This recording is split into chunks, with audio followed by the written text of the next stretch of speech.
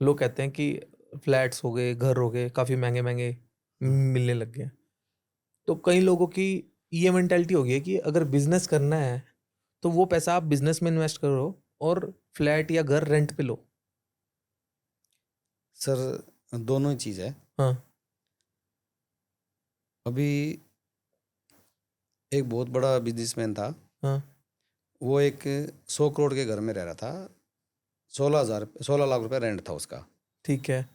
तो हम बोले इसको इतने महंगे घर में रह रहा है, इतना ज़्यादा रेंट दे रहा है ना। वो रेंट पे रह रहा था। हम बोले ये घर किराया अपना खरीद क्यों नहीं रहा। हुँ, उसने उस पैसे में 4 प्लांट लगा रखे थे।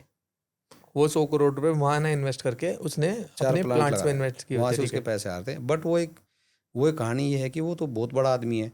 बट हमारे हमारे नॉर्मल मिडिल फैमिली में हुँ, बोलते हैं कि भाई एक घर होना चाहिए। हुँ, आप ईएमआई देते हो 50,000 रुपया। हुँ, आप 60-70 हज़ार रुपया मतलब रेंट देते हो 50,000 रुपया, 60-70 हज़ार दे के वो बैंक को ना दे के वो बिल्डर को दे दिया या बैंक के थ्रू दे दिया तो घर अपना हो जाता है। हुँ, वो अलग अलग कॉन्सेप्ट सर इसमें। हुँ, वो एक बहुत बड़ा बिजनेसमैन है, उसके पास बैकअप है, पैसा है, उसके लिए बड़ी बात नहीं। हुँ, बट इनके पास बिजनेस नहीं है, उस पैसे को लगाए कहाँ। उसके पास ऑप्शन है तो उसने लगा लिया। आपने हुँ, जब ये चीज़ पूछा कि बिजनेस में लगाना चाहिए घर में लगाना चाहिए, हुँ, आपके पास ऑप्शन है तो बिजनेस में लगाना चाहिए।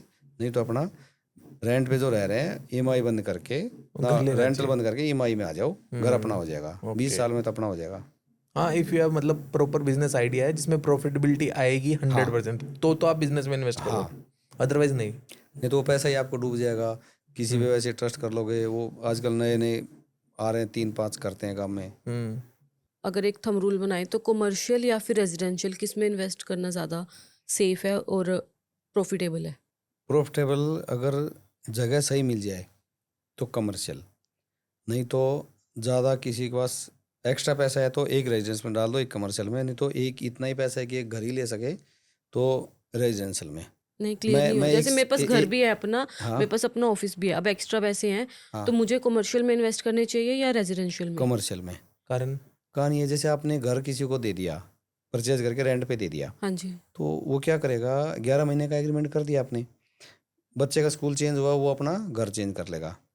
ओके। उसकी जॉब चेंज हुई, वो अपना घर चेंज कर लेगा। वाइफ की जॉब चेंज हुई या पड़ोसी से नहीं बन रही, कुछ भी है, वो घर चेंज कर लेगा। बट आपने किसी को ऑफिस रेंट पे दे दिया, उसने जीएसटी नंबर ले लिया, उसने अपना वेबसाइट बना दी, सबको एड्रेस बता दिया, सब कुछ कर लिया, वो ऑफिस चेंज नहीं करता। 6 महीना बंद पड़ा रहे उसका ऑफिस, दोबारा खोलेगा तो अपना सारा सामान सेटअप रहता है। तो कमर्शियल में करना चाहिए।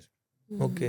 अभी रिसेंटली वैसे फिर मैंने एक न्यूज़ भी देखी थी ऐसे कॉमर्शियल को लेके, जैसे अब आपने बताया कंपनीज लंबे टाइम तक तो बैठती है, बट मुझे ऐसा लगता है इसमें अगेन वो वाली प्रॉब्लम आने के चांसेस भी होते हैं कि वो बंदा दबा ले अगर लंबा टाइम बैठ जाओ तो। ना ना ना, आजकल नहीं होता।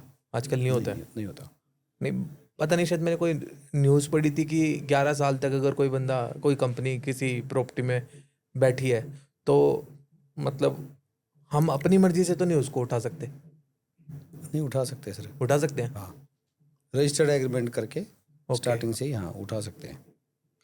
और ईयरली रेंट कितना, कितने परसेंट हम बढ़ा सकते हैं, इसका भी कोई रूल है या अपनी मर्जी है? कमर्शियल में 5%, रेजिडेंशियल में 10%। ये गवर्नमेंट की तरफ से, बाकी ओनर अपनी तरफ से भी कर सकता है नहीं, कि? ओनर की तरफ से, गवर्नमेंट की तरफ से नहीं है ये। गवर्नमेंट की तरफ से कुछ नहीं, आपकी मर्जी, जो मर्जी हाँ। करो।